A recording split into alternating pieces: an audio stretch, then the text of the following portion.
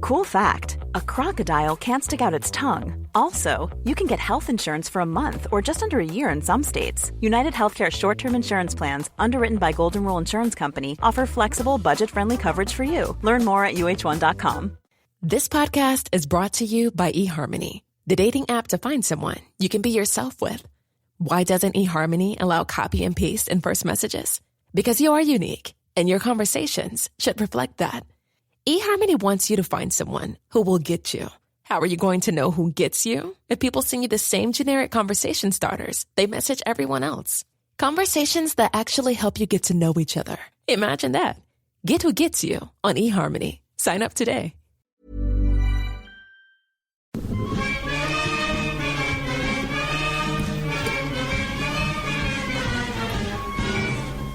Hello EggChasers, it's the EggChasers Rugby podcast, a podcast about rugby that doesn't take itself or the game too seriously, back in the rugby dungeon as we have been for the last very nearly 11 seasons, closing in on the end of our 11th season, every single Monday morning. Every single one. Every single Monday morning. I mean, I know we do it, but still, that's just heroes. I mean, there's so many different types of heroes out there, but we definitely qualify as a certain species of hero. Yeah, if you appreciate the fact that there's always a dose of rugby content, and you know, there'll be loads of people there with all Premiership semi-finals were great last week, it was Champions Cup finals, but in the summer they'll be gone. They won't be there. Yeah, this is the sort of like the closing stages of the grassroots podcasting movement for this season.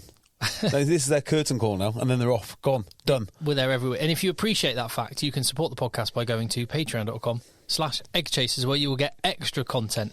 Obviously, I mentioned the Premiership semi-finals. There's URC regular season has finished. Top 14 is bubbling to a crescendo as well. But unfortunately, we have to start with an unsavoury situation at the Rec. This is horrific. I mean, this is really, really bad.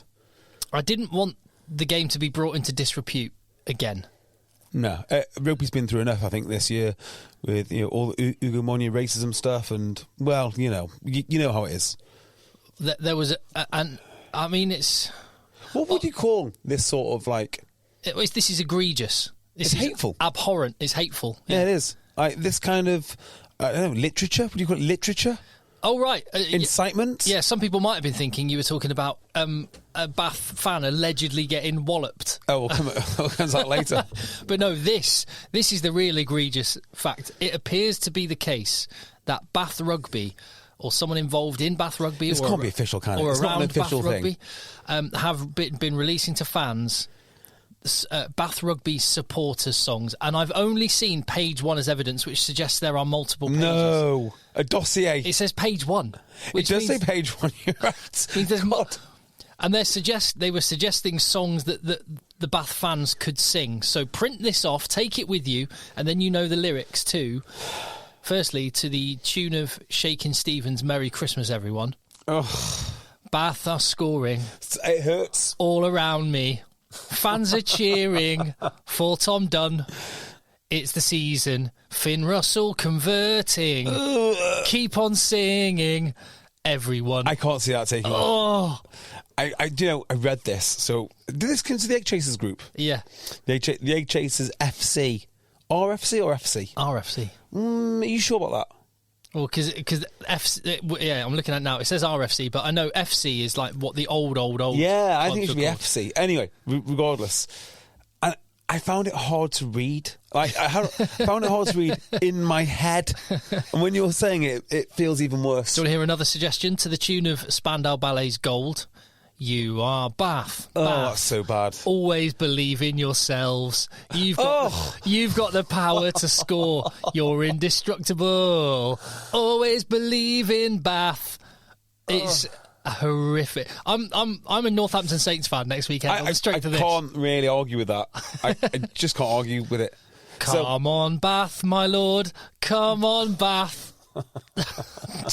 And finally, they've even put in, "Oh, when the Bath go marching in." You can't sing that. I mean, the Saints can sing that. The Saints can sing that. Bath cannot sing that. I feel sorry for the good-natured and passionate rugby fans of Bath. They've been let down. Imagine badly. spending the amount you need to spend now to get into the Rec, because it is expensive, being handed that and being expected to sing it. It's a fate worse than death. Maybe that's what they're trying to do. It's got so popular, the price has gone up so much. Some fans are actually trying to sabotage the experience. A friend of mine, old friend of mine, used to go to sale games, and he used to print out song sheets for sale. But he used to just say, as a little bit of a gag, sale, sale. And he used to hand them all around, and this was the gag every single week. Nice. Sale have Hey Jude as well. Na na na na na na na. Sale. That's all right. I mean, is it okay? What I don't it's like... a Man City one because it's Man City fans. Is it? No. City. So, I mean, when I hear the football ones, right, I actually quite like them. For football, it works well. I like to listen to them. Some of them are really, really clever. But when rugby appropriate them, they just sound so naff. Yeah. So naff. I'm trying to think of... why don't they just stick to things like play it wide or off his feet or the things that we're good at saying? Like never, sir, never. This is one thing where rugby lets itself down badly, because I would love to have more organic and interesting and funny, humour-filled chants in rugby. It would be great. Like, for example, when Peter Crouch played at Liverpool, he's big, he's red, his feet stick out the bed. That is very, very funny. Yeah. And then...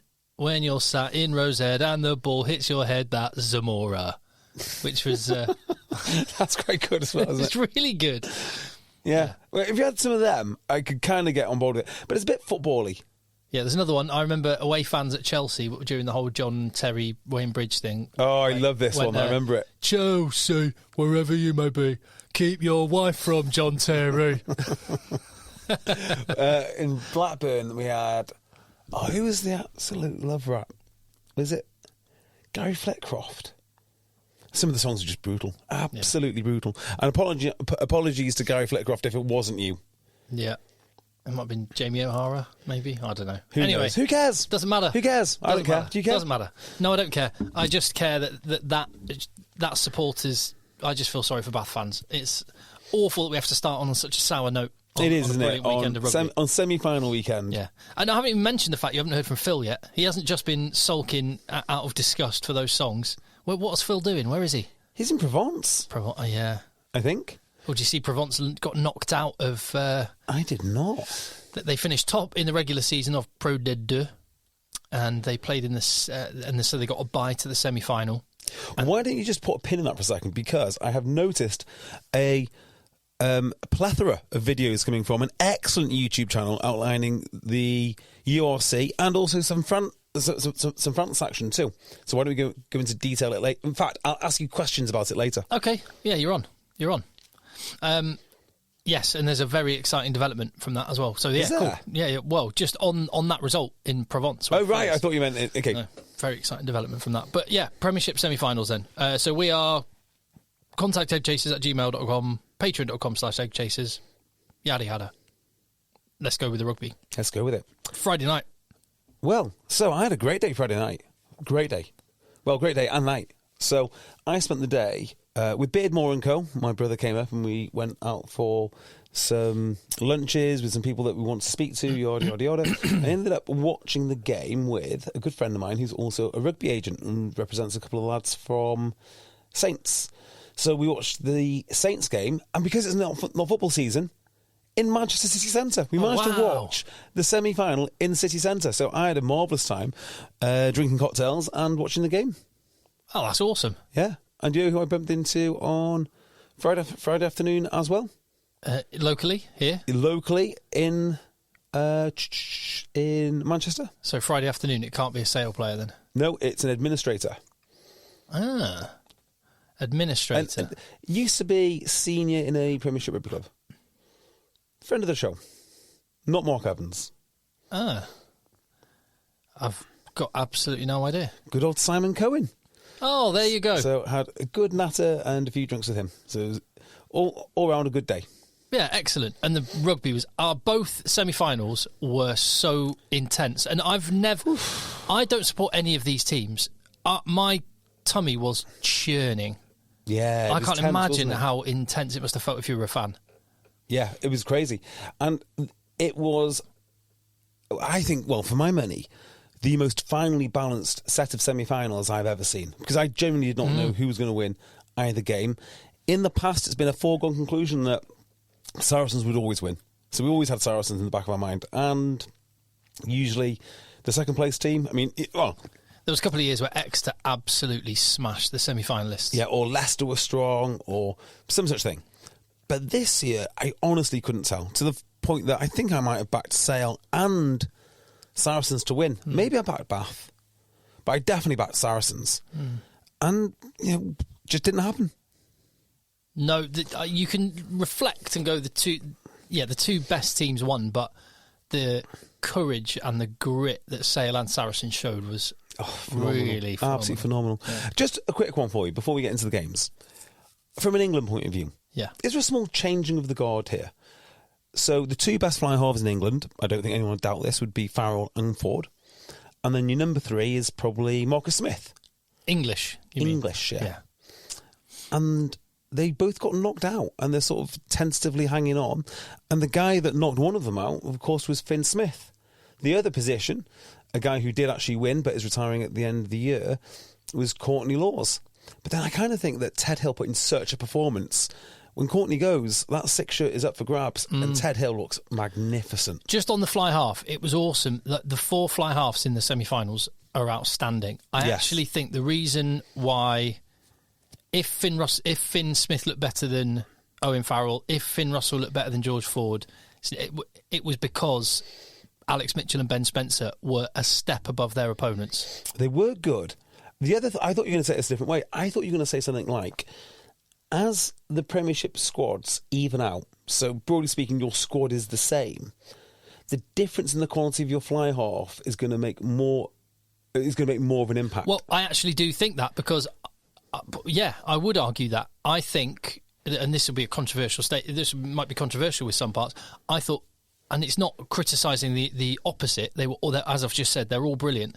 I thought George Ford was better than Finn Russell. I thought Owen Farrell was better than Finn Smith, if I had to pick. But George Ford and, especially Owen Farrell was playing behind a scrum that were getting pumped at scrum time, getting smashed at the breakdown, defensive, and the fact the Saracens managed to stay in the game, I thought, other teams would have lost by 2-3 scores with Northampton playing like that.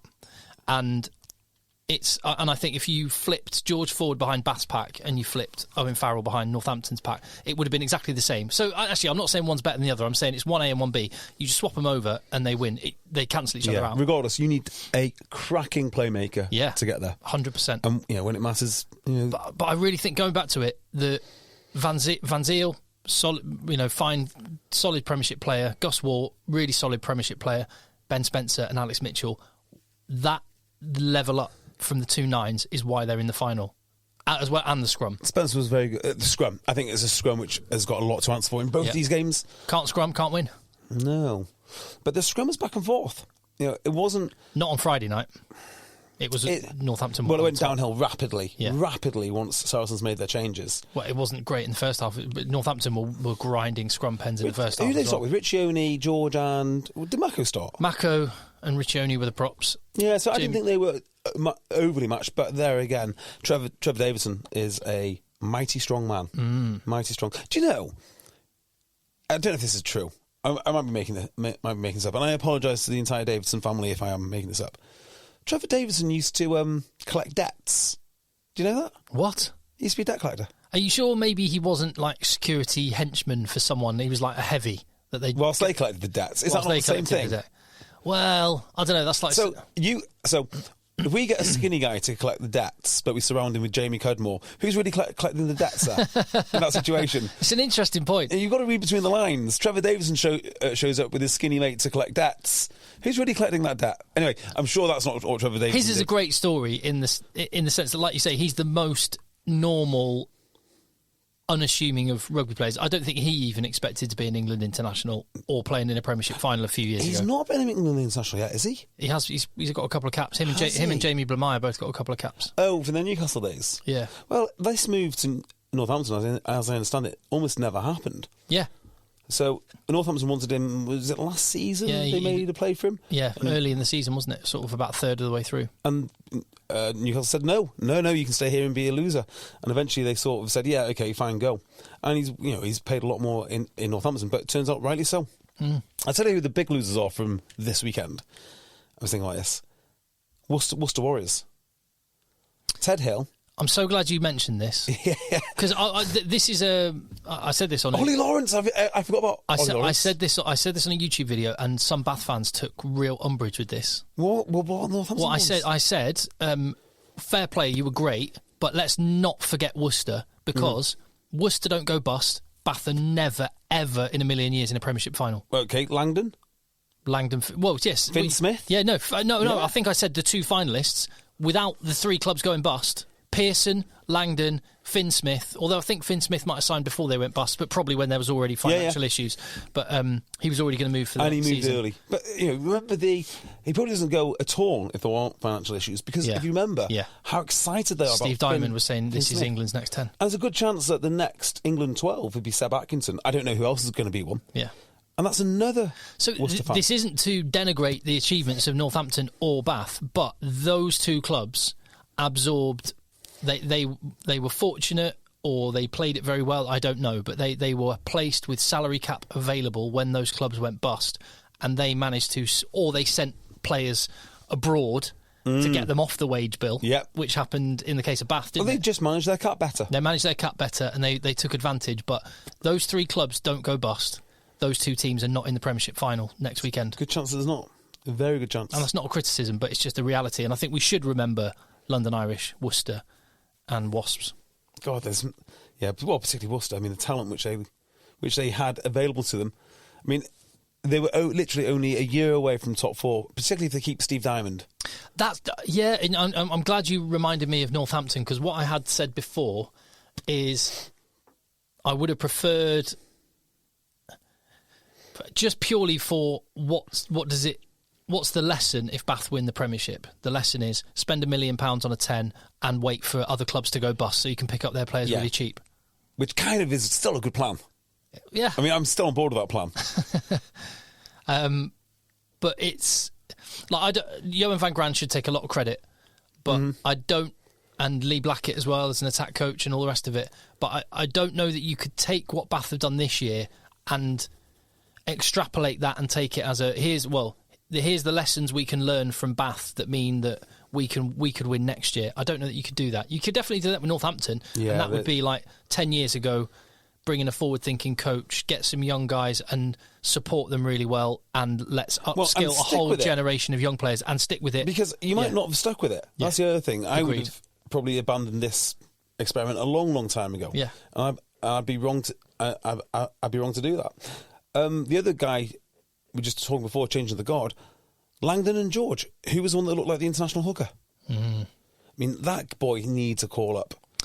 He does, and he will. Maybe not starting 15, definitely squad though. Yeah, definitely in training the squad, something like that. Do you think the captaincy thing? It's interesting that as soon as Jamie George has become England captain, he's suddenly got Theo Dan. People going, "Oh, is Theo Dan playing better than him?" It's a real It struggle. happened with Dylan Hartley as well. Suddenly, Jamie George, as soon as Dylan Hartley got made England captain, I remember that's when people were saying, Jamie George might be playing better than Dylan Hartley. Yeah, well, there's a couple of factors I think about here. Number one is having a captain in a position where there's only one of them is never wise, because you can always not be the best in that position. And number two is there is a history of uninspired England captaincy choices, and I think that's when they go for the obvious or older player. So they went from, I might have missed a couple of guys out here, but I'm sure England went from Martin Johnson. I think they had Matt Dawson for a little while. Martin Corrie for a bit. I mean, Martin Corrie wasn't even making the bloody Lewis squad. Moody. Lewis Moody's completely uninspired. And it's like they keep on picking captains who are effectively on their last legs. And Jamie George has, 2 or 3 good years maximum of international rugby left because of his position, and also there's only one of them. Andy Farrell's done it with Peter O'Mahony, and it'd be interesting to see what happens when they go beyond O'Mahony, which is probably next season. Well, they have to, because he's not going to take them to the next World Cup. No. Unless they keep him there as a transition captain. But who wants to work their entire career to be the transitional captain. Yeah, isn't it? Everyone just assumed Maro Itoje would be England captain by now. Yeah. Tom Curry was the one I was expecting to have been given the job. Well, I mean, how long has that boy got left? Do you see him? I can't believe his first game back since the bronze medal match at a Rugby World Cup. And he just... leveled people. just ended people. Destroyer of worlds. Yeah. I don't know who I'd have England captain, but it won't be Jamie George. Not because he's not a good player, not because he doesn't deserve it. Jamie George is the kind of guy I'd have as a captain in the same way Courtney Lawes was captain. Someone's injured, we need an experienced guy to step up in the squad. The man of the moment, Jamie George, that's fine. But for your England captain for the foreseeable future to build around, not for me. So who would you? Great question. I've not really considered it. Someone, I'm not saying this guy, but someone like this guy. Someone like a Ted Hill, who we think is going to come in and be there for a long time. But like Ted Hill... But not Ted Hill. Sorry. No, because he couldn't guarantee... I agree. I think he'll be in the squad, and I think he could well be a Lawes option. I know Ollie Chessum's injured, so that opens things up a little bit more.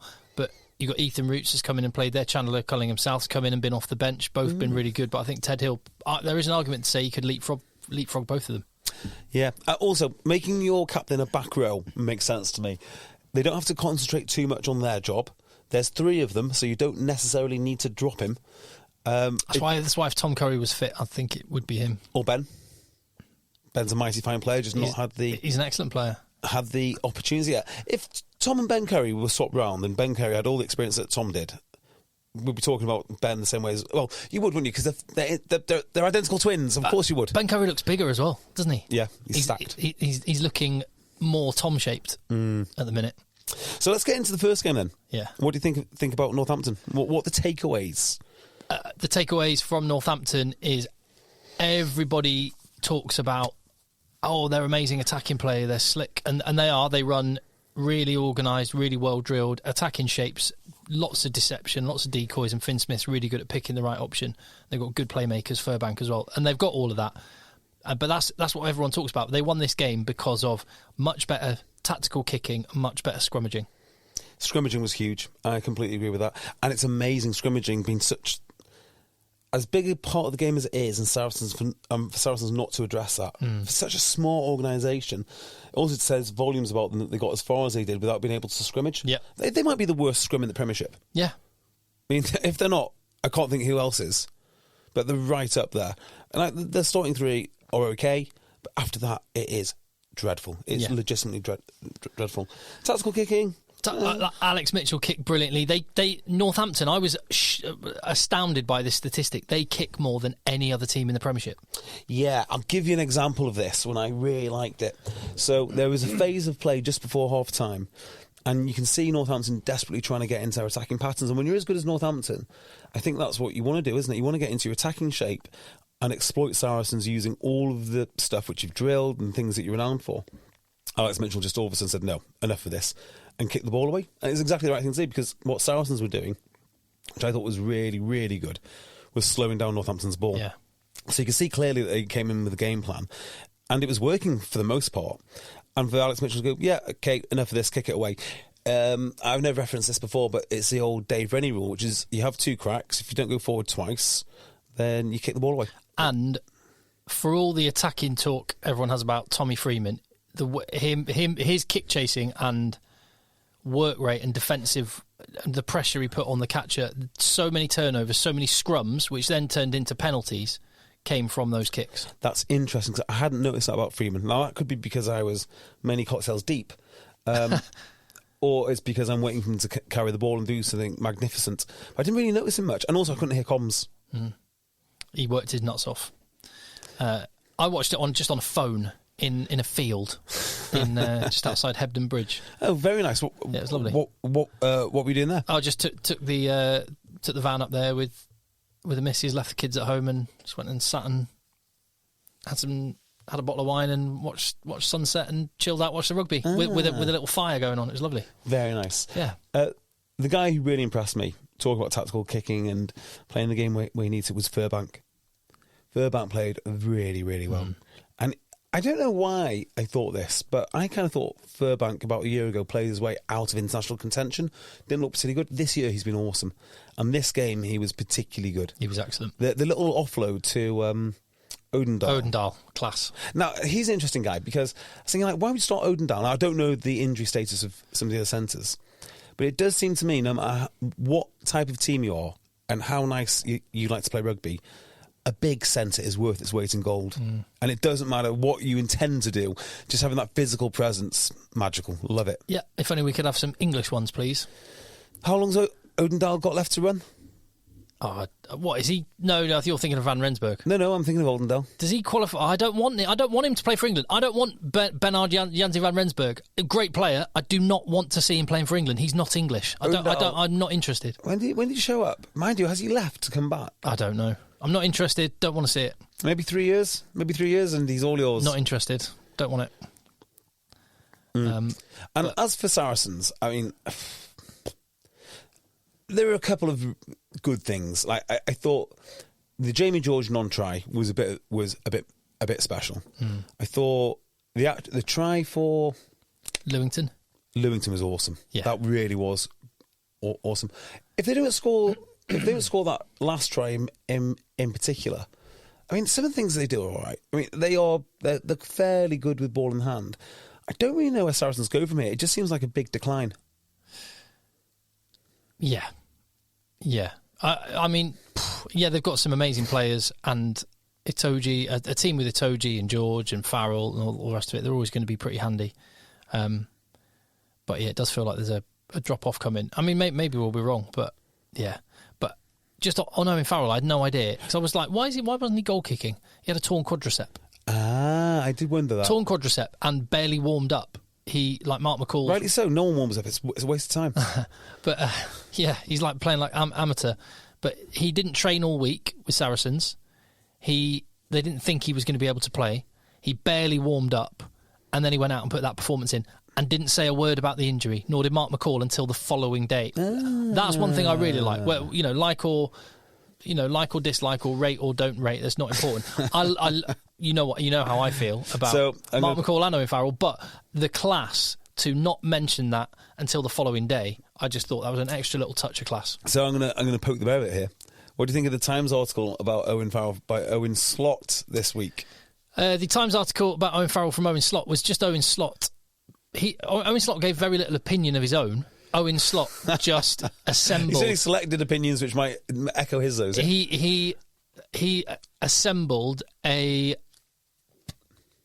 say almost exhaustive list of individuals and what they say about Owen Farrell. And you can agree or disagree with what I say, but can you 100% I can. Can you deny what Courtney Laws and Ellis Genge and Sia Khaleesi? Sia Khaleesi said it now. How does Sia Khaleesi know? We've played against him in World Cup finals and World Cup semi-finals. I would say this. And all the rest of it. The list goes on. The number of players that came out just saying the most incredible things about Owen Farrell. It's like when Tony Blair resigned from office and all the Conservative Party came out to praise him. Like, what are you doing? You don't even know the guy. Well, you do know the guy. Anyway, did you not think that the coach's comments... Owen Farrell doesn't drone bomb innocent civilians. Let's just be clear about that. Which is a positive. It is a positive, I won't lie. The coach's comments, Sanderson, and who was the other coach? Sanderson. There was another coach who commented on Owen. Farrell, not Slot. Gatland, maybe? I don't know. No, it wasn't Gatland. It was one of the Saracens guys.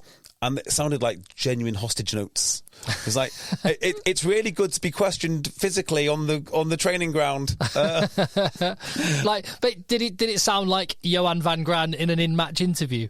Just because that guy does not want to be interviewed. Bath need to come up with... We'll find him. Remember when Saracens had Alex Sanderson and Mark McCall was like, I was obviously behind the scenes going, I do not want to do this TV interview. Tough luck. So...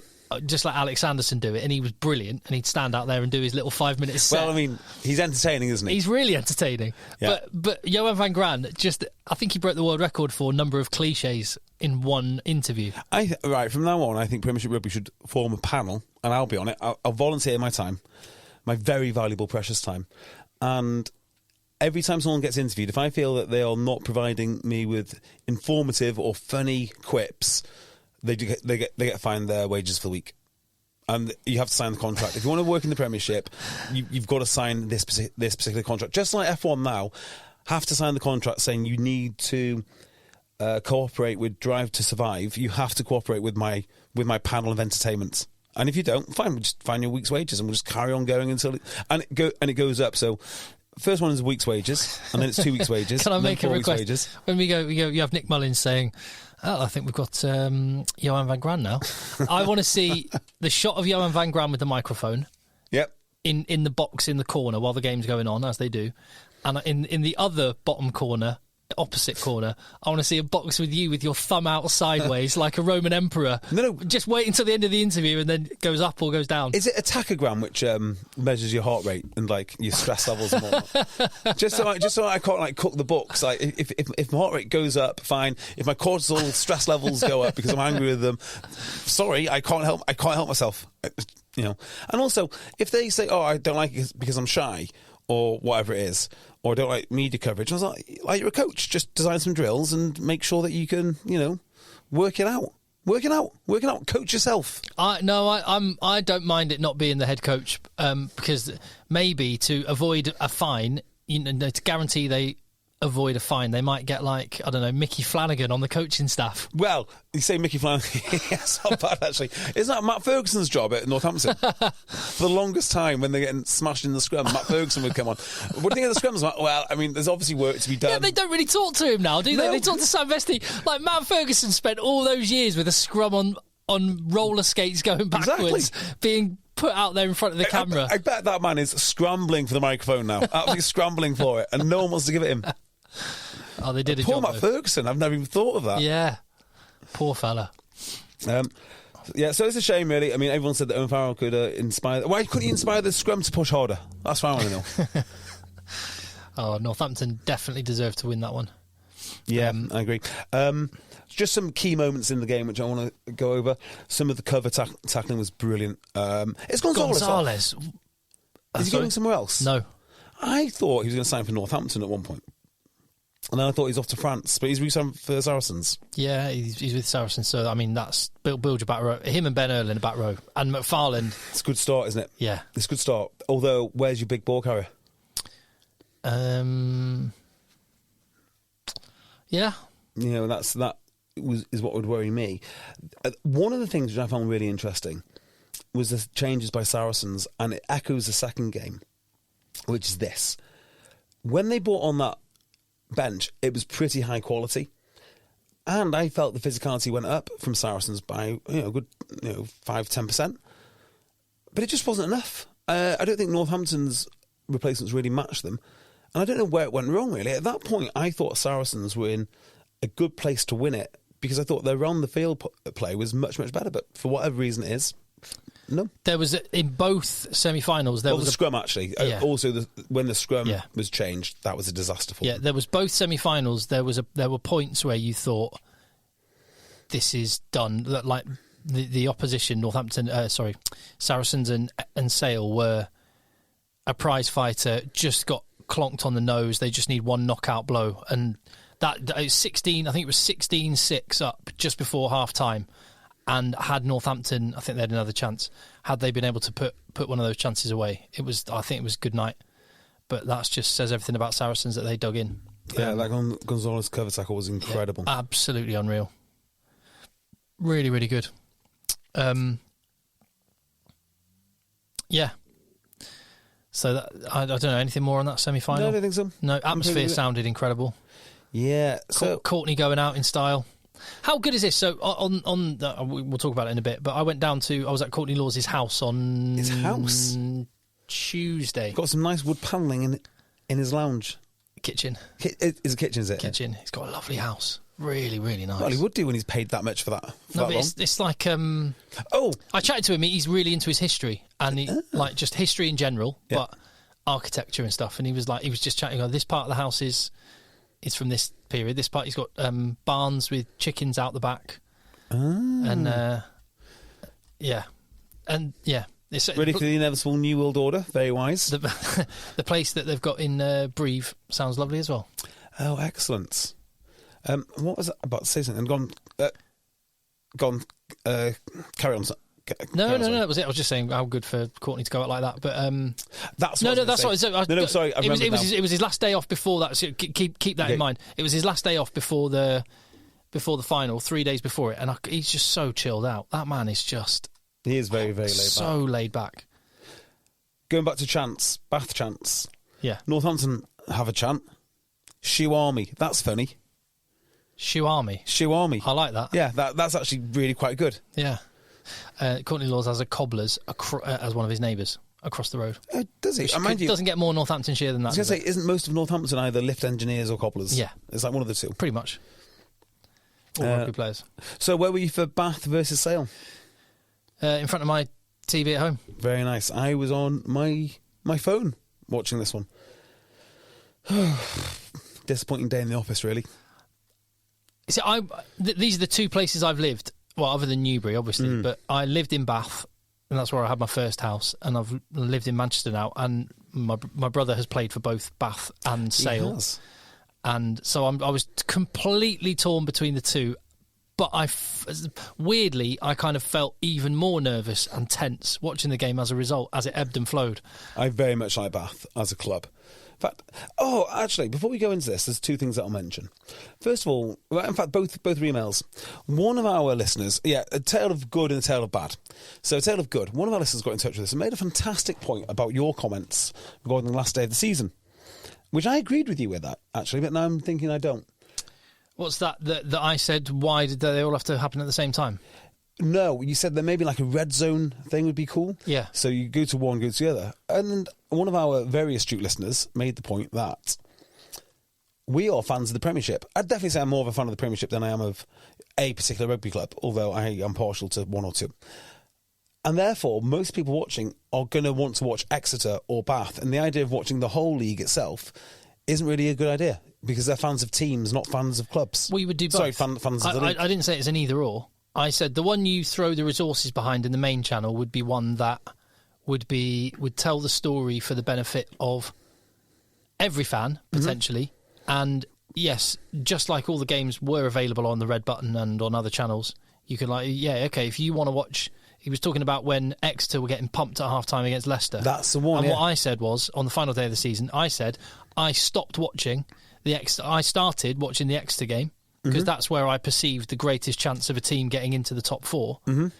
I thought that Exeter might beat Leicester, and I thought Sale might lose. I got both wrong, but after about half an hour, I went, this game is over. There's no point in me watching Exeter versus Leicester. If you're an Exeter fan, of course, you would carry on watching it to the bitter end.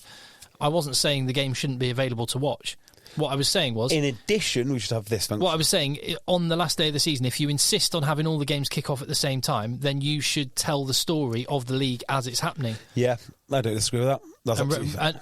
But conversely, and just on that point, having watched the URC this weekend as well, which had 2 games on Friday night, and it had 1 o'clock kickoffs, 3 o'clock kickoffs, 5 o'clock kickoffs on Saturday, 2 games in each slot, or 1 or 2 games in each slot. I absolutely don't understand why they all have to kick off at the same time. And I'm going to push back on that, because I think the argument that, some teams will know what they have to do. Like knowing what you have to do and going out and doing it are 2 very different things. Yeah, I completely agree with that. I guess you could make some of them a dead rubber, though, couldn't you? Before they need to be. Would be the yes. So as we have talked about, we would have programmed that last day of the season so that you keep the jeopardy on the line as late as you possibly could. Yeah. I think that was the best solution. Stagger the kickoffs. The other one, I hate to say this, we have some magnificent fans. We also have some incredibly stupid fans. And someone bothered to email. I mean, look, I'm one of the greatest rugby podcasters of all times. I don't get many things wrong. But they bothered writing in, Bob his name was, to tell me my hyperbolic take on Bath. And they were never any good, and they never got top 4. My point about Bath, right, was when they were good, and they were good, they got to bloody Premiership final. Obviously Bob doesn't watch much rugby. They got to Premiership final, and I think the year after that, they lost to a Leinster team in the semi-final. I think Leinster went on to win it. So they were good. But the point I was making, fundamentally, was at hooker, even now most teams have a nailed-on 1 and a nailed-on 2. They never had a nailed-on 1 or 2. They would rotate all the time. I think you can go back further than that and say the genesis of this rotation of front rows was probably London Irish in about 99, 98, who were the first ever team. No, maybe later on that. Maybe it's about 2000. Who were the first team to swap their whole front row at half time, the entire front row. So no, Bath were good. Bob does not have a clue what he's talking about. You don't need to reply to one person. No, I absolutely do. Opinions are like arseholes. Ugh. Dear JB. We've all got one. Yeah. Anyway, I welcome all comments and thoughts. Contact eggchasers@gmail.com. No, the fact that he doesn't know that Bath made a Premiership final disgusts me, and he should go back and listen to... One size fits all seemed like a good idea for clothes. Nice dress. It's a T-shirt. Until you tried it on. Same goes for your healthcare. That's why United Healthcare offers a variety of flexible, budget-friendly coverage for medical, vision, dental, and more. So whether you're between jobs, coming off a parent's plan, or even missed open enrollment, you can find the plan that fits you best. Find out more about United Healthcare coverage at uh1.com. That's uh1.com. Quality sleep is essential. That's why the Sleep Number Smart Bed is designed for your ever-evolving sleep needs. Need a bed that's firmer or softer on either side? Helps you sleep at a comfortable temperature? Sleep Number Smart Beds let you individualize your comfort, so you sleep better together. J.D. Power ranks Sleep Number number 1 in customer satisfaction with mattresses purchased in-store. And now, save 50% on the Sleep Number Limited Edition Smart Bed for a limited time. For J.D. Power 2023 award information, visit jdpower.com/awards. Only at a Sleep Number store or sleepnumber.com. All 11 years of our podcast to the one where Bath did make the final and lost to Saracens. Idiot. We did get an email about this game as well, and Bath, one from Matt, contact eggchasers@gmail.com, says... is Lee Blackett the most underrated coach? He inherited a shit heap of a Wasps team. Mm-hmm. I'm a lifelong fan, RIP. In February 2020, he was 10th in the league at the halfway point. By the end of the league, we were second, barely behind double-winning Exeter, and ultimately within a few seconds of winning the final. Without the arse falling out of the finances and on-off again recruitment freezes that saw us hemorrhage players until the collapse, Blackett may well have built on what he managed in 6 months in 2020 to keep us at the top consistently. What has happened at Bath has been remarkable, and probably no one knows where the credit for that truly belongs, but I'd put a bet on Blackett being at least as important as Van Gran, Russell / Worcester's donations. He's a name that seems to be unknown to all but the most nosy, but hopefully people on the lookout for young English coaches will get results who get results are taking note. So simultaneously, yes and no to that question.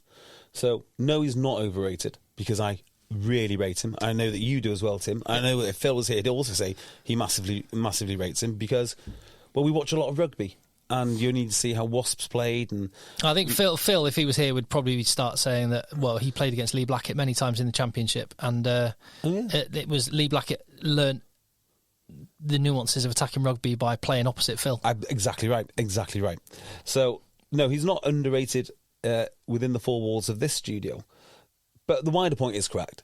You know, you ask anyone who is important for Bath, they would say Finn Russell. They undoubtedly, yeah, and by proxy, Bruce Craig. I mean, there's actually, if you by proxy, yeah, Sir James Dyson. I mean, if you asked actually most people to list the top 10 factors that have made Bath successful this year, don't ask Bob, but ask.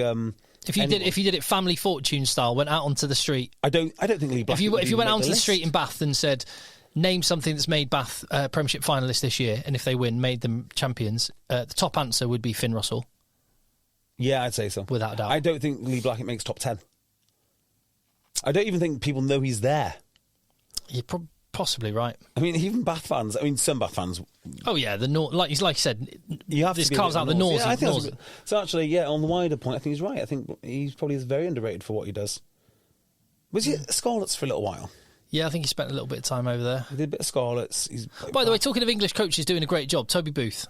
Just want to give him a little mention because do you like Toby Booth? It's good guy. Toby Booth's a good guy, great coach, and in the snake pit of the WRU, with no, I mean, just imagine managing a squad when you have the WRU and their finances, and you have to move to their whims, and they're constantly changing picture all the time, and you have to react to that and keep everyone together and on track.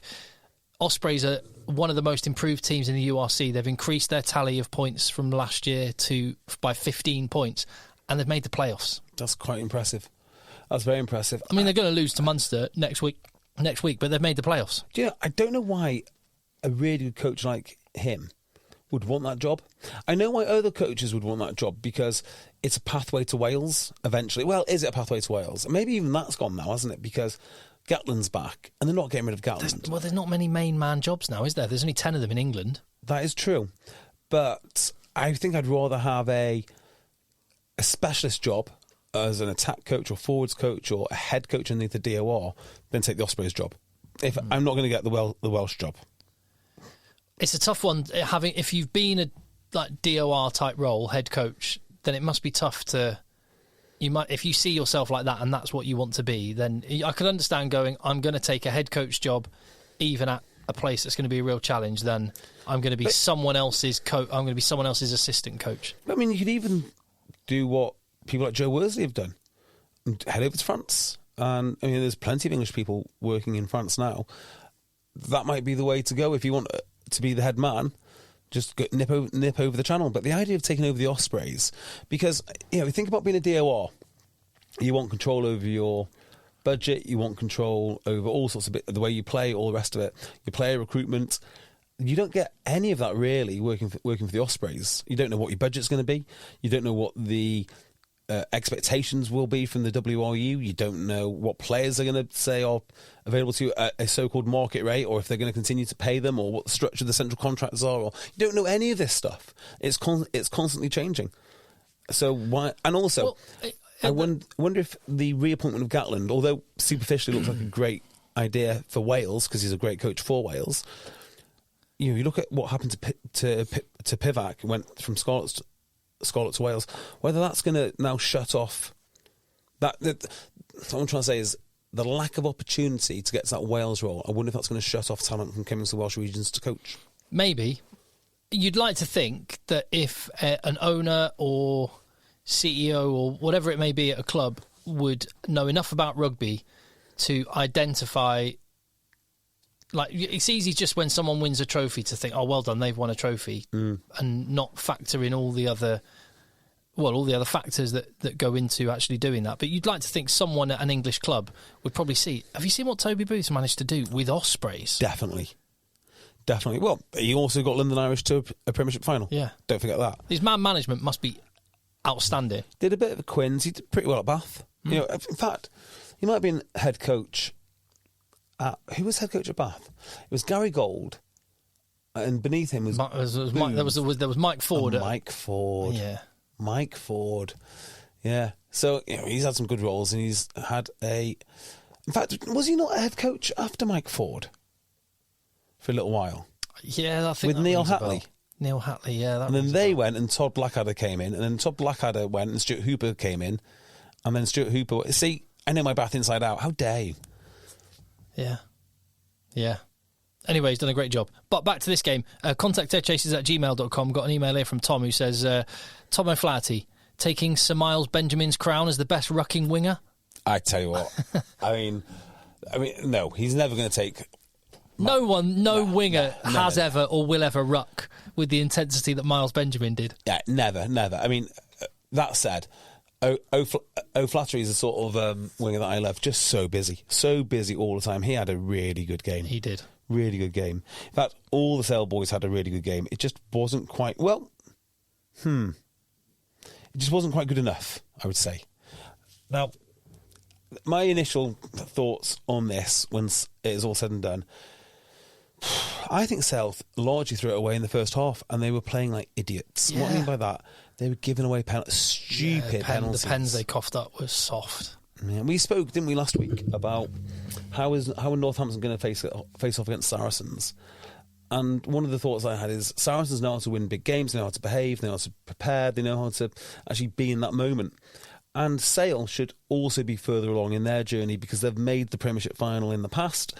They should know what's expected now, particularly with Alex Sanderson in charge. No, but then no Manu Tuolangi, no Dan Dupree. Yeah, but I mean, no Tom Curry starting. No, but not having Manu Tuolangi doesn't mean you put your hands all over the ball. Doesn't mean that you bump into someone when they're kick chasing. Doesn't mean you do any of this stupid stuff. I mean, that's just discipline. I did, that two things can be true at the same time. You're absolutely right. There were some brain dead penalties, particularly early stages, which sort of they had to really fight to stay in it, which they did really admirably. But you're right, I agree with you. Equally, and I'm a massive fan of Luke Pearce, and I think Bath probably earned the right to have decisions go their way. Quite a few decisions went their way. Which ones are you thinking? Well, there was a Sam Dugdale. Oh, was that the high shot? Head contact. Nonsense. Yeah, on Alfie Barbary. This is where the laws of rugby just do my head in because, pun intended, Alfie Barbary, it was head contact by Sam Dugdale's shoulder on Alfie Barbary's head because Alfie Barbary was in an illegal position. And it's referees choose not to, and this isn't just Luke Pearce, this is everyone, referees choose not to officiate what is in the law books. As Phil has said many times, either enforce that law, that your head has to be above your waist, or get rid of it.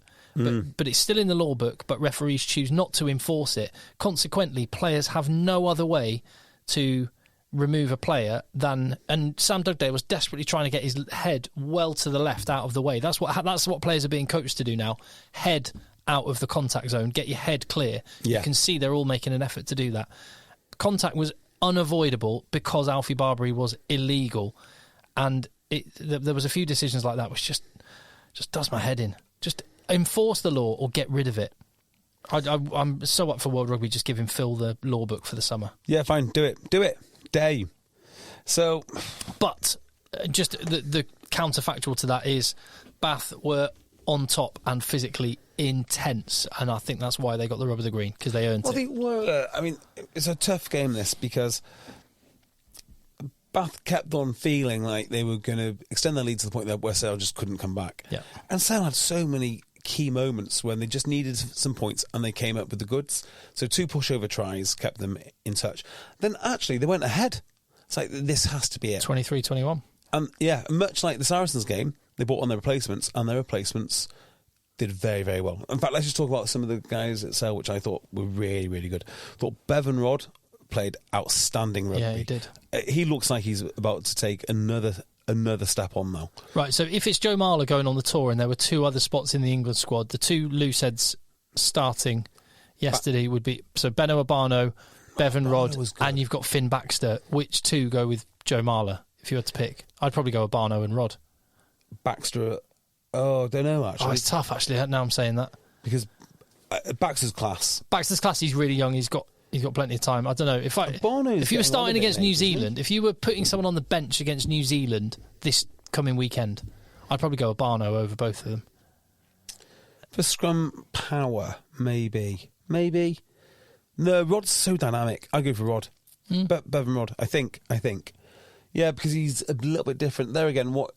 No, because it would not ordinarily be Ellis Genge, by the way. So, of course it would. He's injured this summer. Oh, is he? Yeah. Well, the best 2 young props on the loosehead side are Baxter and Rod, I would say, unless I'm missing someone. Which is Tabano, really. It's the only other option. Then on the tight head side, Sale. I mean, James Harper, second half of the season, has been a bit of a revelation. We always thought he was going to be quite good. Bearing in mind, do you know what he was doing this time last year? Playing at Sale FC? Close. Yes, he was. Sorry, he was in the final at Sale FC versus Caldy. No way. Yeah. So he wasn't even considered for the Premiership final, I don't think. So that's what he was doing then, and now he's in a Premiership Is Nick Shonnett starting. Just injured now, or is he gone? He is injured, and that's why you got one of my favourite players, personally, Will Griff-John back, who actually played really, really well. Yeah.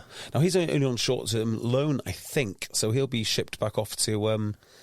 Is he Scarlets or something? Yeah, somewhere in Wales. Or is he in France? I've got no idea. But short-term loan, I thought he was really, really good. Sale, Sale were decent and they were physical. I would say the biggest problem they have is they just can't attack. I mean, some of their attack is pretty garbage, actually. So, looking at all these teams now, I would say that everyone has decided to leave something out of their game. And it looks to me as if Sale, the thing that they've left out of their game is their attack. I mean, it's serviceable, it's good enough. But I think if you look at Northampton and look at Saracens, when they need points, they know that they can get them. I'm not convinced that Sale can get them. Unless they're just going direct and bludgeoning their way through or relying on the rolling maul. Where are the points coming from? So you've got George Ford there. I mean, towards the end, when they were trying to magic something up, they looked very blunt. And that was a shame, really. Yeah. So their game is predicated on beating people up, controlling the game, and set piece. Now, that could, in another game, work.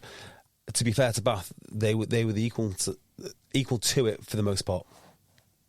Yeah, couldn't disagree with any of that. And also, this might be the only team. So I think Sale's back row is phenomenal, but they might be up against the only team that match them in the back row. I don't know, Northampton as well. Their back row's frightening. Hill, Underhill, and well, just look at the back rows for next weekend. Hill, Underhill, Barbary, up against. I'd take Northampton's Laws, Pearson, Augustus, with Ludlam off the bench. I'd probably take Northampton over Bath, although they're both outstanding. No, those two Bath flankers are. I mean, Hill against Laws. Hill against Laws, you'd take Laws. Pearson against Underhill, you'd take Underhill. Yeah, and then Augustus against Barbary, I'd probably take Augustus. Coin flip. I think I mean, Barbary actually didn't have his best game. He was good at. I do worry that he's not going to be quite what we think he's going to be. He's going to be very good against Newcastle and not so good in semi-finals. That's kind of what I think. And when he came off as well, he looked disappointed. I think I'd probably be disappointed too. Definitely didn't have his best game. We spoke about a cover tackle in the last game. The Ollie Lawrence cover tackle on O'Flaherty might Flaherty, O'Flaherty or whatever. Flaherty, yeah. O'Flats, right? Flats. Might have been even better because he wrapped him up as well. Yeah, that was absolutely class. And actually, here's another thing: the Bath backline that I really rate. I mean, I think they've got I think they're at their best with Russell, and I hate to say not Ajomo, who I love, but Redpath and Lawrence. I think that's the best balance of the lot. They didn't really fire as well as I expected them to. No, and that's to Sale's credit in defence. Also, and I said it at the very start of the podcast that Spencer and Mitchell were the difference, not Smith and Russell, who are both brilliant players. Finn Russell kicked loosely, I think. I think Ben Spencer won that game for Bath out of the halfpack. Did he kick loosely? Finn Russell was a bit loose. Yeah, I thought he was. I think Carpenter was really good. I think they came with a plan to test Carpenter, and Carpenter really matched it. I think, Carpenter was ace, actually. Will Muir was really good too. Yeah, Will Muir. Putting pressure, but... no one really let themselves down this weekend. No. I mean, the quality was exceptional. The atmospheres at the grounds were brilliant. The intensity, the physicality was off the charts. The only thing which did change for Sale second half was a scrum. And you expect it to... You actually expect the Sale scrum with their replacements to improve. Yeah. Thomas Dutoy and Will Stewart is at Premiership level is an awesome pair of tight heads. It is. So I think they have the better of Dutoy. And then when they bring on Creevy, for God's sakes, Cy McIntyre is there for his scrimmaging because he's not there for his round the park contribution. That pen that Creevy gave away. Yeah, and then Wilgriff John's a massive man, and then they started going backwards, and that is a problem. It's very similar to Saracens. Tom Curry comes on and starts levelling people. All the subs made a difference around the park, but the scrum just wasn't good enough. Yeah, and then eventually the pressure told, and Bath went over, and that was it. Yeah, that was it. Yeah, when it was 23-21, that was the atmosphere and it was just awesome couple of games of rugby. It was brilliant. Really, really good. How would you see this final panning out?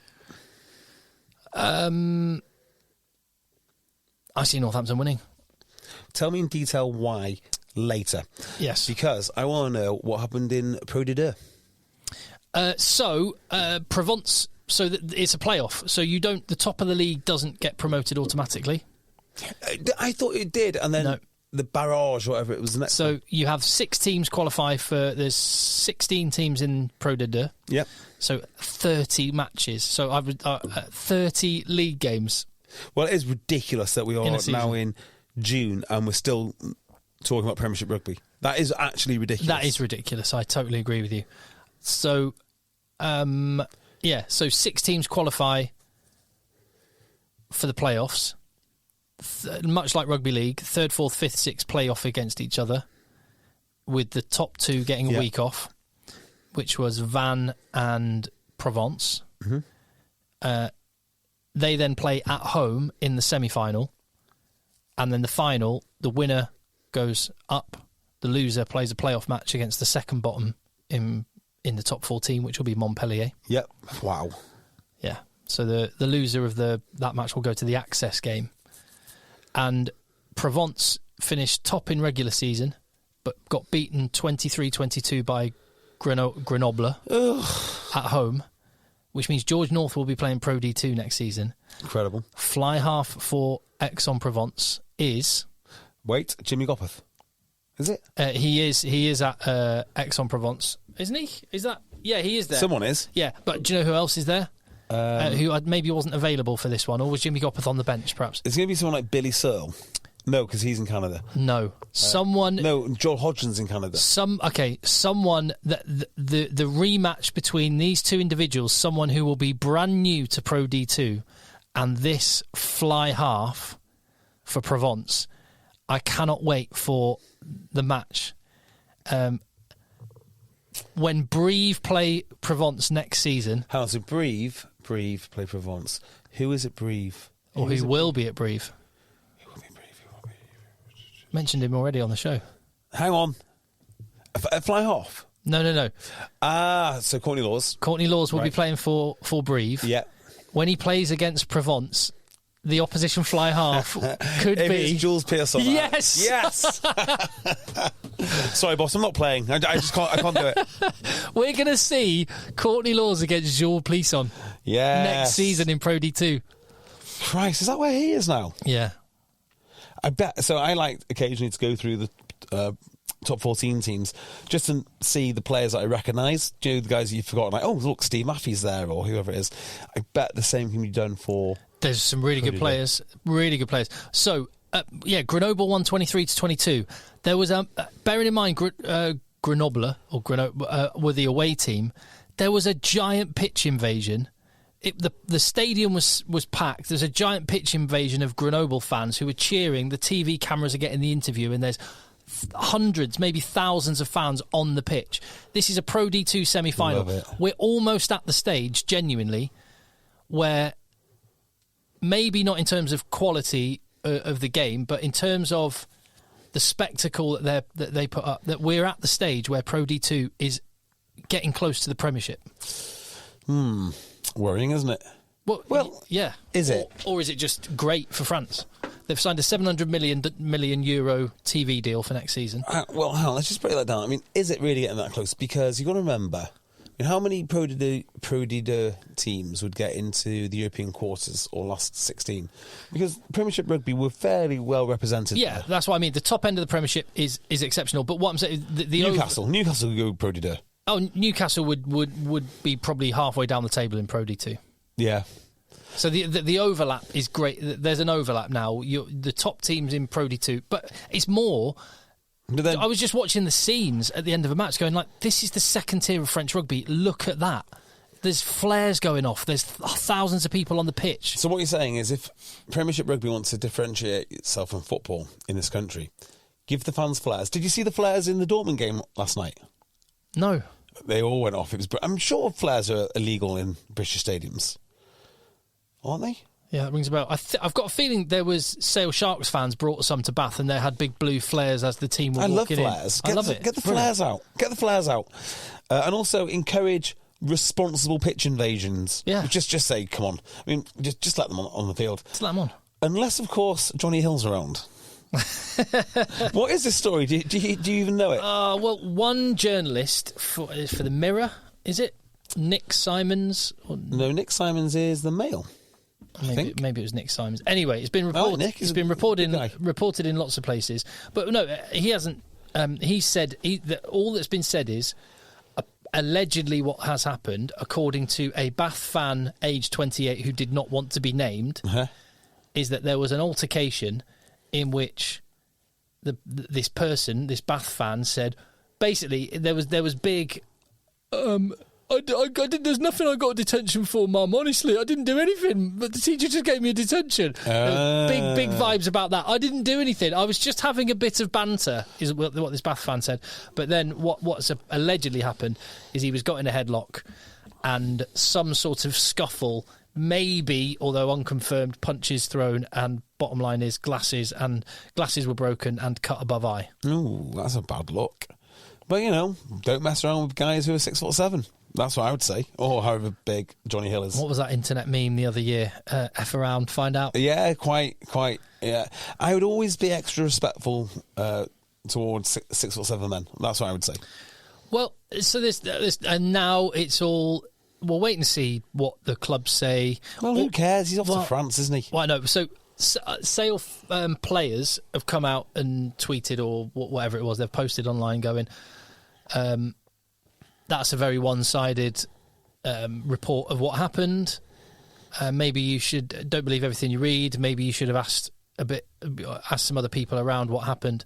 Anyway, alternative suggestions are coming out that it was a little bit more than light banter, and that actually, well, I'm not saying actually, I'm just saying what people are suggesting may have happened. But that apparently Johnny Hill may have intervened to kind of protect some Sale fans who were getting a bit of shit. Oh, okay. But I don't know. The truth is, we don't know. No one knows. And I don't particularly care. No. If I was... Is that wrong? No. If I was Johnny Hill, I'd say, yeah, probably did it. Au revoir, I'm gone. Bye. Deal with it later. Where's he going next season? I'm sure he's in France somewhere. He's definitely not at Sale because they were linked with Charlie Ewells. Oh, yeah, they were. I'm going to find that out now. Johnny Hill, France. Yeah, I have no idea where he's gone. I should know, really, because it's my business to know now. Exactly right. You're the French guy. I'm the South African guy. Wherever there's a big rugby market, you'll find Tim Cocker. Po. No. Is he going to Po with the rest of the Po lot? Is he? No, hold on a minute.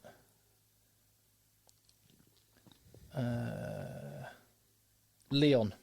Oh, wow. Oh, so he'll be very well paid then. Yeah, they love to pay money. They're an absolute basket case, though. They're terrible. That's why they pay so much money. They're terrible. A lot of people used to call it the Worcester premium, whereas if you wanted to send your player to Worcester, you got the Worcester premium for being so bad. In fact, who said this? Johnny, just looking at the very latest on Johnny Hill. Sorry, Johnny Hill reported to police. Fine, whatever. It's been reported to police by a fan who was left with a cut above their eye following an altercation. Sonia McLaughlin tweeted about it yet. Meanwhile, at Bath, he was accused of putting a Bath supporter in a headlock after the semi-final loss. The blah blah blah. The 29-year-old, who is 6'7", was not involved in the fixture and sitting in the friends and family section of the West Stand. very family-friendly. It's understood the 28-year-old fan, who did not wish to be named on Saturday evening, has reported the incident to Avon and Somerset Police, although it remains to be seen whether any action will be taken. Quote, I was sitting there and he came down the stairs, grabbed me around the throat, snapped my sunglasses and cut the top of my eye. That sounds like the Johnny Hill that I know. That sounds perfectly in character. Cut the top of my eye. He was like saying to me, don't ever do that again. Quote, to be honest, all I want is a new pair of sunglasses. It's not football. I was sitting with my partner and all her family, brackets Bath fans. We were Worcester fans. I don't want to make it a big thing. Okay, well, that's the end of that then. Yeah. And he did nothing. Tommy Taylor wrote on Twitter, easy headline with one narrative, get the whole story, pal. And then McIntyre chimed in, don't let the truth get in the way of a good story. The values of rugby are based on respect, so salacious headlines only detract from the skill displayed today. Yeah. I'm pretty confident that isn't what happened. I'm pretty sure. Yeah, the guy said nothing was happening, and Johnny Hill just came down the stairs and put me in a headlock. Yeah, I mean, I've seen him do it many times at Sale, so he's renowned for it. The management have had to have words. Johnny, stop it now. Stop doing your Trevor Brennan thing. Well, we'll see anyway. I don't know. All I know is that I don't know. Yep. Kind of hope it is true now. Maybe you should make it a thing. Menaces fans. Who was the one that got into trouble with quite a few fans on a regular basis? There was one that got... Dylan Armitage got into trouble with fans at least twice. Once in Leicester. Eddie Jones. Eddie Jones. Outside Manchester Oxford Road Station. Yep. Has anyone got... obviously Trevor Brennan. I remember the guy that Eric Cantona kung fu kicked claimed that all he said to Eric Cantona was, "You're on your way to have an early bath." Oh, wow. Yeah, I'm sure that's what you said. I'm trying to think. There must be some others who have had altercations with fans.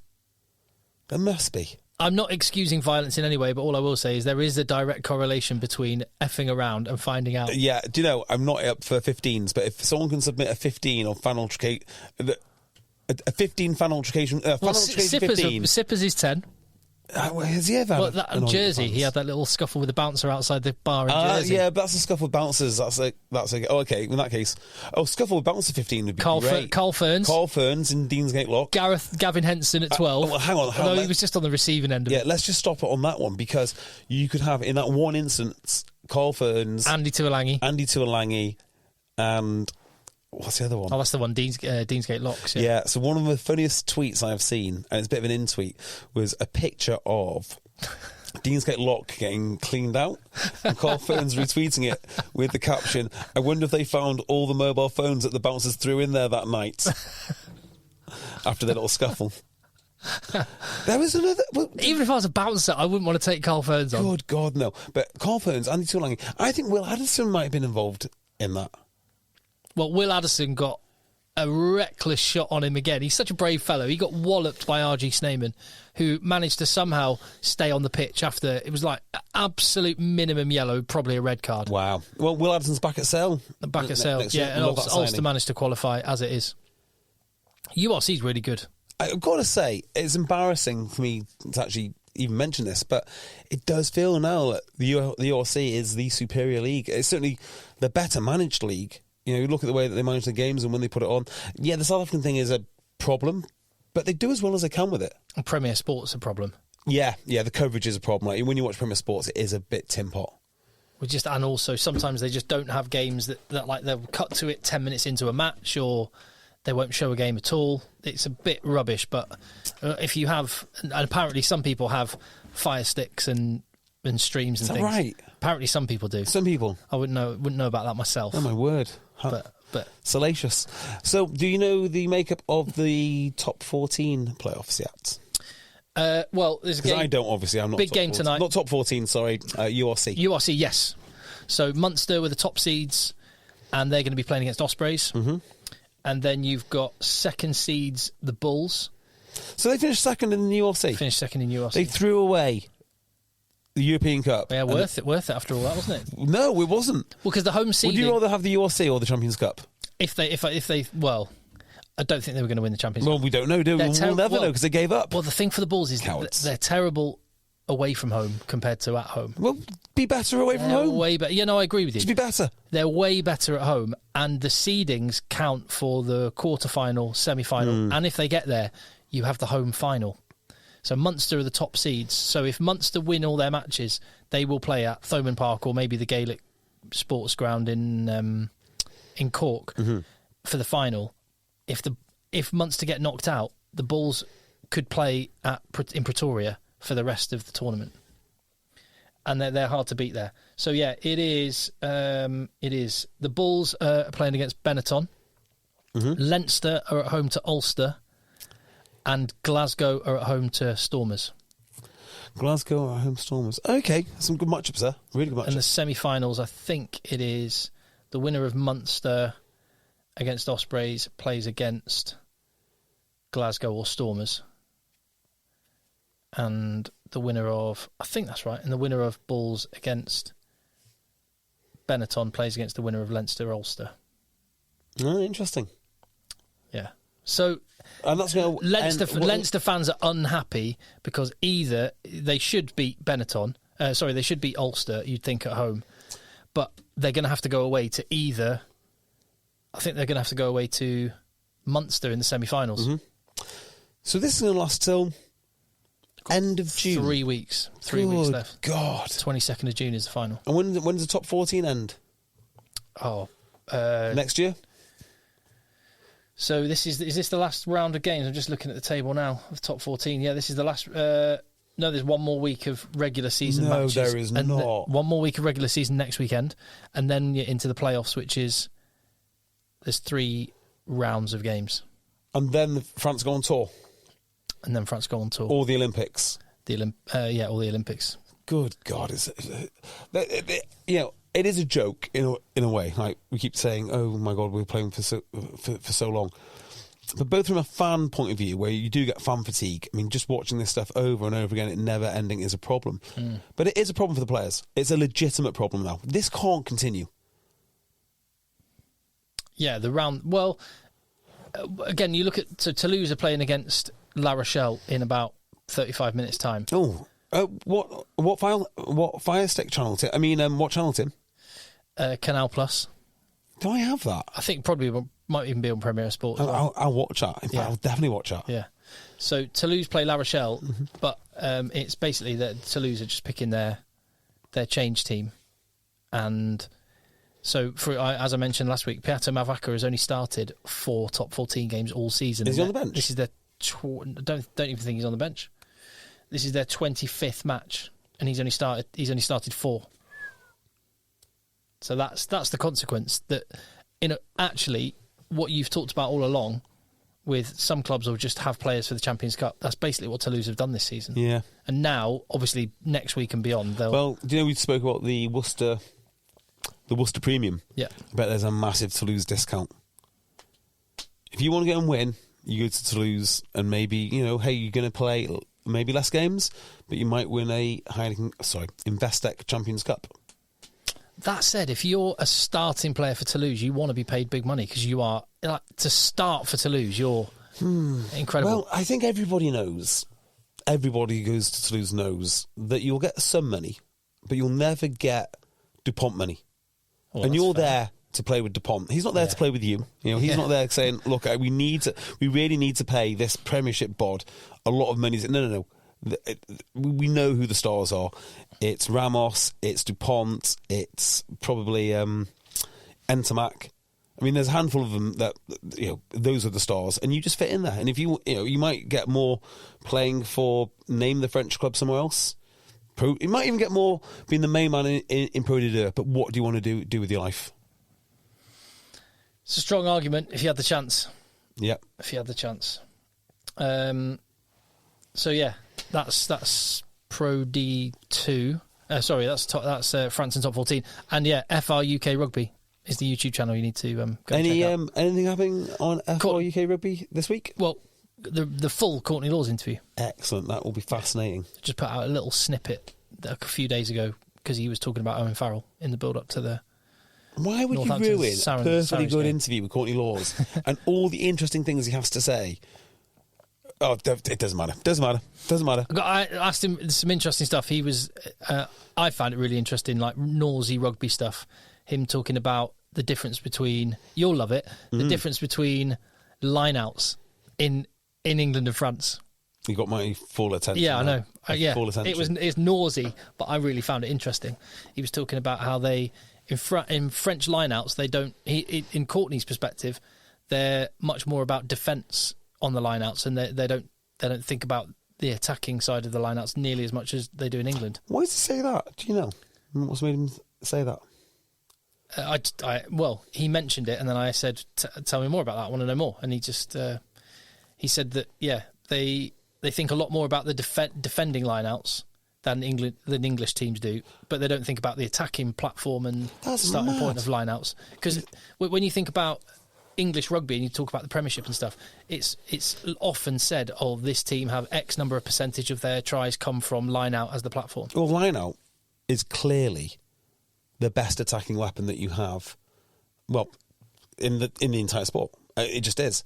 You get to dictate the amount of numbers in the line out, or indeed out of the line out. But isn't that interesting though? That that is absolutely clearly true. Yeah. But the way that French teams, in Courtney Lawes' mind, the way they deal with that is by trying to shut down the opposition line out rather than trying to really squeeze the attacking juice out of the lemon. Well, it depends how you're setting up, because the reason I think you would practice defending lineouts or squeezing the line out to death, not only just to mitigate the attacking stuff, but as an attacking option itself, because it allows you to kick the ball more freely. If it goes out and you kick it out and you're confident that you can win it back in the line out, you just kick more, which is a great weapon, and then you control the territory.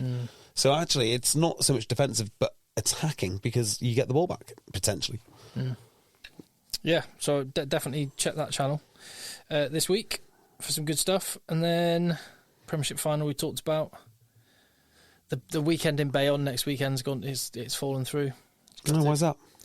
Just because apparently Bayonne, you can tell Bayonne are just a relatively fast rising club. There was loads of emails with the club didn't get to us or didn't come through because of. It turns out it's just not their server's not very good at handling international emails. What? Yeah, I don't know if that's it. I'm going to take them at their word on that. Anyway, we're not going, but that's fine. Excellent. Where are you watching the Premiership final? What are you doing? I have no idea yet. I'm tempted to go down and watch it in person, because it won't sell out, I don't think. There'll be tickets available. But the answer is I have no idea. No.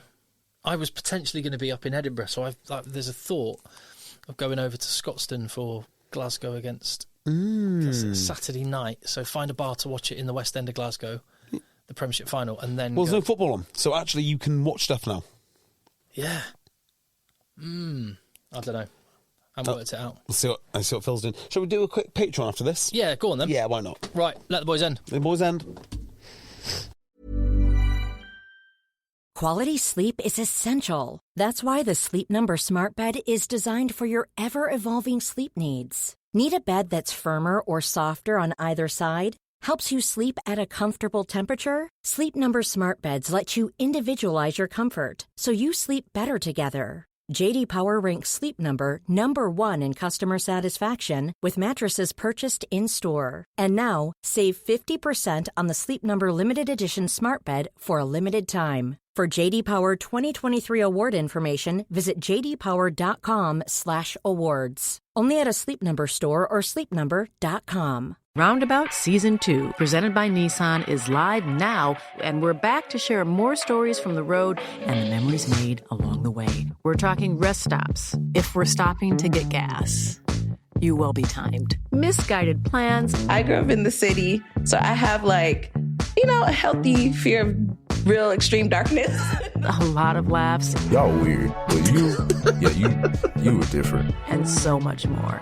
Listen and subscribe wherever you get your podcasts. Acast powers the world's best podcasts. Here's a show that we recommend. The Real Housewives is a guilty pleasure for most, but if you're looking to not feel guilty about that pleasure, tune in to Everything Iconic with me, Danny Pellegrino, where I break down all the messy moments and behind-the-scenes antics of Bravo's popular franchise. And on Everything Iconic, I also interview celebrity guests like Kelly Ripa, Keke Palmer, Drew Barrymore, Cameron Diaz, and more about their guilty pleasures, their past work, and so much more. So if you're pop culture obsessed and find yourself watching way too much reality TV like me, tune into Everything Iconic with Danny Pellegrino, wherever you listen to podcasts. Acast helps creators launch, grow, and monetize their podcasts everywhere. Acast.com.